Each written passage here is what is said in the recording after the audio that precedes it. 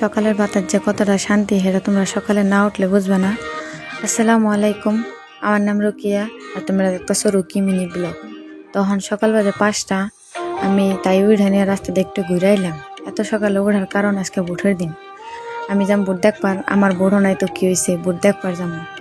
তাই মুখ মুছতে মুছতে ভাবতাছি যে আমার যে কবে ভোট হবো।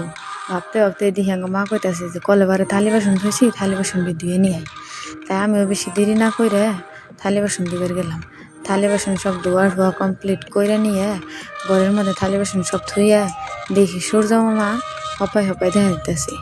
তাই আমিও বেশি দেরি না করে বললাম আমার কাম আছে মেলা, তুমি সূর্য উঠতে থাকো, আমি কাম করে আহি। তাই ওই ঘরের কাম সব শেষ করে নিয়ে বড় করে এলাম। বড় করে এখানে দিয়ে আন্দার লাইটটা দিয়ে ঘরটা ঝাড়ু দিলাম। ঘর ঝাড়ু দিতে না দিতে মা দিয়ে কইতেছে দুনিয়ার পাতা পড়ছে, আগে দিয়ারটা ঝাড়ু দেন। তাই ঘরটা ঝাড়ু দিয়ে